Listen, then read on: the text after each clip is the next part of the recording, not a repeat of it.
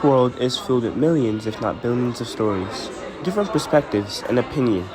Being a Muslim young boy, growing up in an African household comes with a lot of requirements and expectations. An expectation most adults have for their kids is to go to Arabic school. This is engraving the religion in the kids from a younger age and help them learn the holy book, the Quran. It definitely wasn't any different for me considering my older sister went to the same school before she moved to England. Entering my second year, I had a bunch of friends from the neighborhood that we all walked to the tricycle stop, which is called a keke back in Nigeria. This was our usual mode of transportation, and over time it became a routine. On a sunny Saturday afternoon, after Arabic school, me and my friends stopped at this roadside food seller and got this meat stick comparable to a kebab. It was called a suya, but I think it's better than a kebab. At this moment, while me and my friends are enjoying our suya, I was already thinking about how I'm gonna buy my own the next day, because they had bought me the one I ate that day. My plan was to walk to Arabic school the next day and save the money my parents had given me to take the keke. At this time, it sounded like a great plan, and I was not taking into account how this journey would later cause my demise. The next morning started off great. I woke up early, got dressed, and embarked on my journey.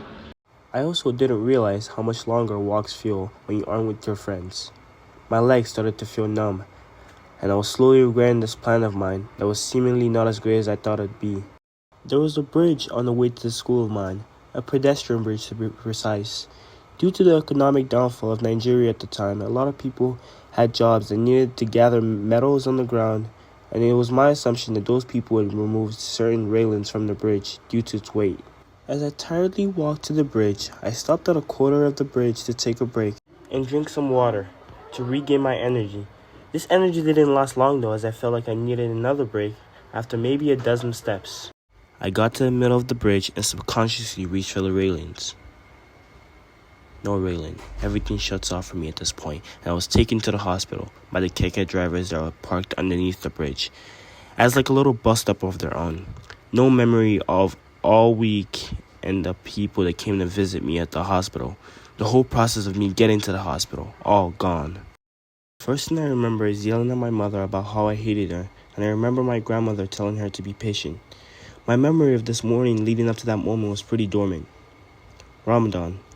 Islamic fasting month slowly crept up, and I felt confident that I could participate in all 30 days.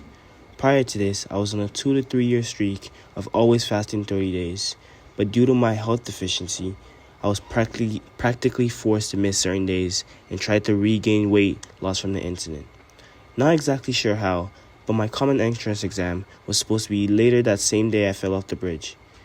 This exam was an entrance exam to be able to be admitted to a secondary school.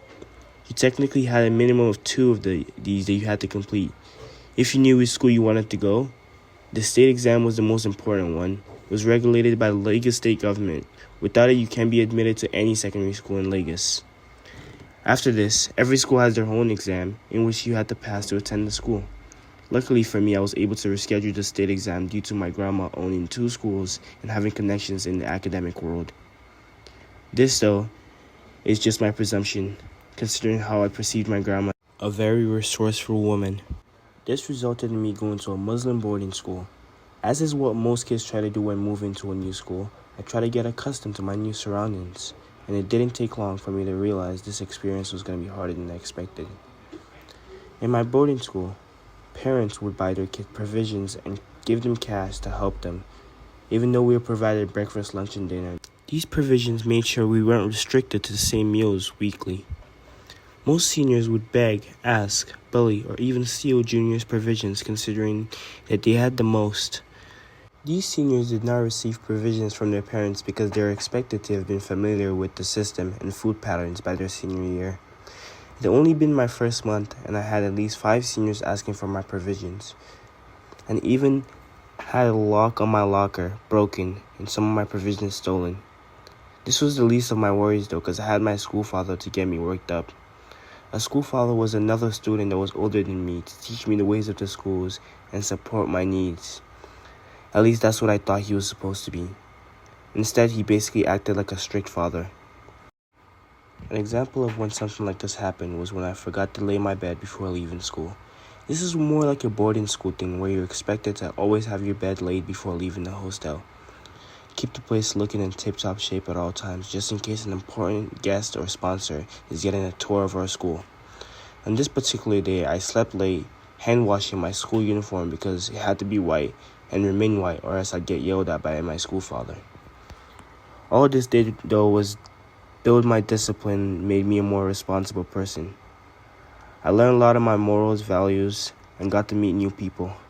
Listening to different perspectives and life stories has helped me become a more empathetic, understanding, and never judging a person without getting to know their story.